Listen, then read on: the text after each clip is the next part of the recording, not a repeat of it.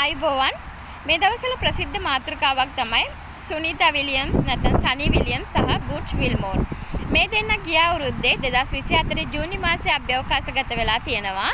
Boeing style අයින යානයේ helium කාන්දුවක් නිසා දෝෂයක් හටගෙන තියෙනවා. මේක යථා තත්ත්වයට පත් කරන්න මෙයාලා මාස එකහමාරක කාලයක් වැය කරලා තියෙනවා කියලා කියනවා. යථා තත්ත්වයට පත් කරගන්න බැරි හින්දා රිස්ක් එකක් ගන්න කැමති වුණ නැති NASA ආයතනය නැවතත් යානය අන්ක්‍රූ විදිහට රිටර්න් කරන්න කියලා තියෙනවා. මේ හේතුව නිසා දවස් 8කට ගිය ගමන මාස 9ක් දක්වා දික් වෙලා තියෙනවා. මොකක්ද මේ ISS කියන්නේ? ඉන්ටර්නැෂනල් ස්පේස් ස්ටේෂන් එක නැත්නම් ජාත්‍යන්තර අභ්‍යවකාශ මධ්‍යස්ථානය ස්ථාපිත කරලා තියෙන්නේ රටවල් 5ක් එකතු වෙලා යුරෝපා රටවල්, ඇමරිකාව, කැනඩාව, ජපානය සහ රුසියාව යන රටවල්. ගගනගාමීන්ට හෙට ගිහිල්ලා විවිධ එක්ස්පෙරිමන්ට්ස් කරන්න සහ එහි නඩත්තු කටයුතු, එතකොට අලුත් වැඩියා කටයුතු, කොටස් මාරු කරන්න මේ වගේ විවිධ කටයුතු වලට පැවරිලා තියෙනවා. මේ ජාත්‍යන්තර අභ්‍යවකාශ මධ්‍යස්ථානය ක්‍රූ කැබින්ස් 6ක් නැත්නම් නිදන කාමර 6ක්, එතකොට රෙස්ට් රූම් නැත්නම් ටොයිලට් 2ක්, ජිම් එකක්, ලැබ් එකක්, packet food, tube food Store කරන්න ස්ටෝර් රූම් එකක්, එහෙමත් නැත්නම් කිචන් එකක් සහිත වෙනවා කියලා තමයි කියන්නේ. මෙහි වාසය කරන ගගනගාමීන්ට දවසට පැය 2ක් එක්සර්සයිස් කරන්න අනිවාර්ය කරලා තියෙනවා. හේතුව මයික්‍රෝග්‍රැවිටි එක නිසා මෙහි සියලුම දේවල් පා වෙනවා. මේ හේතුවෙන් බ්ලඩ් ෆ්ලෝ වල වෙනසක්, එතකොට බෝන් ඩෙන්සිටි වගේ හෙල්ත් කන්ඩිෂන් නැති වෙන නිසා ඒගොල්ලන්ව හොඳට ට්‍රේන් කරලා තියෙන්නේ සහ ප්‍රිකෝෂන්ස් ගන්න ක්‍රමවේද හදලා තියෙන්නේ. මේ ISS එක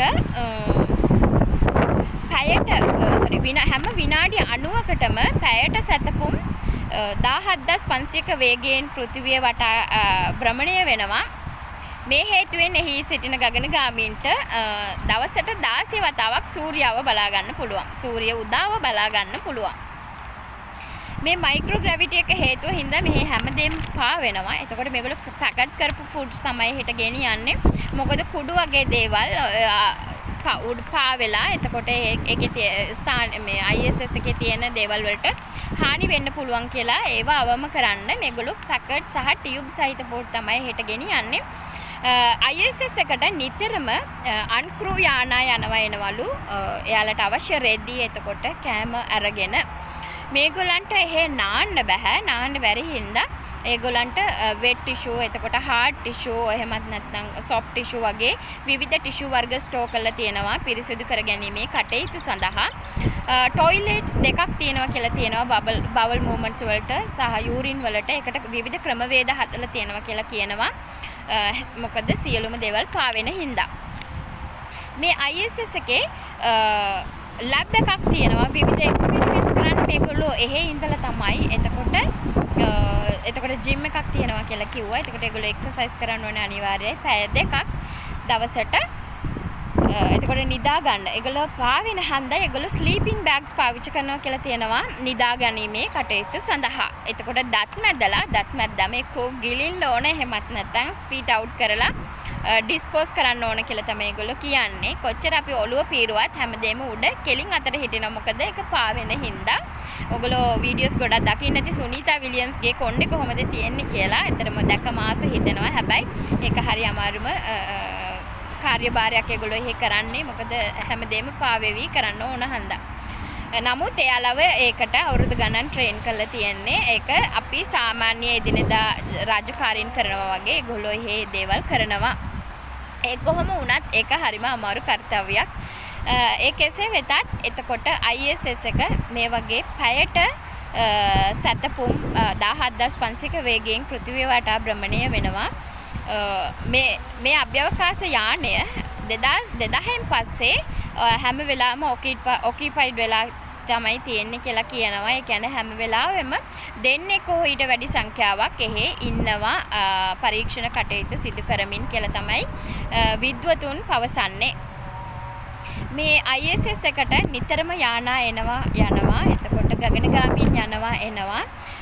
සුනීතා විලියම්ස් බුච් විල්මෝර් වැඩිපුරම කතාබහට ලක්වීමට හේතුව තමයි දවස් 8කට ගිය ගමන මාස 9ක් දක්වා දික්වීම හේතුවෙන්. නමුත් ගොඩක් අය කියනවා ඒගොල්ලෝ හිර වෙලා හිටියා කියලා එහෙම දෙයක් වුණේ නැහැ කියලා විද්වතුන් කියනවා. තවත් මාස 6ක් වැඩ කරන්න මේ දෙන්න එකඟ වෙච්ච හේතුව හින්දා ඒගොල්ලෝ මාස 6ක් එහෙ හිටියා කියලා තමයි කියන්නේ. 2024 සැප්තැම්බර් මාසයේ Crew 9 යානය එහෙමත් නැත්නම් SpaceX Dragon කැප්සූල් එක යනවා හෙට. ඇලෙක්සැන්ඩර් සහ නික් යන ගගනගාමීන් දෙන්න ඇතුළුව ආසන දෙකක් තියාගෙන යනවා, හිස්ව තියාගෙන යනවා. හේතුව නැවත එද්දී සුනිතා විලියම්ස් නැත්නම් සනි විලියම්ස් සහ බුච් විල්බෝර්ව රැගෙන ඒම සඳහා.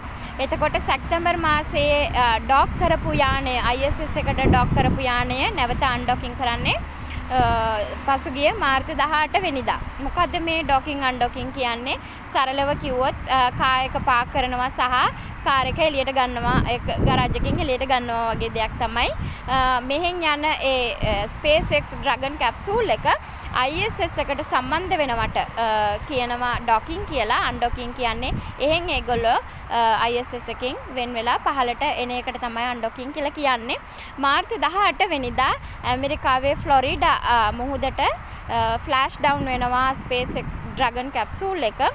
නිර්පද්‍රිතව සුනිතා විලියම්ස් නැත්නම් සනි විලියම්ස් සහ බුෂ් විල්මෝර්, නික් ඇලෙක්සැන්ඩර් මේ 4 දෙනා නිර්පද්‍රිතව ෆ්ලෑෂ් ඩවුන් වෙනවා ෆ්ලොරිඩා මුහුදට. මෙතෙක් වෙලා සවන් දුන්නට බොහොමත්ම ස්තුතියි. සුබ දවසක් වේවා.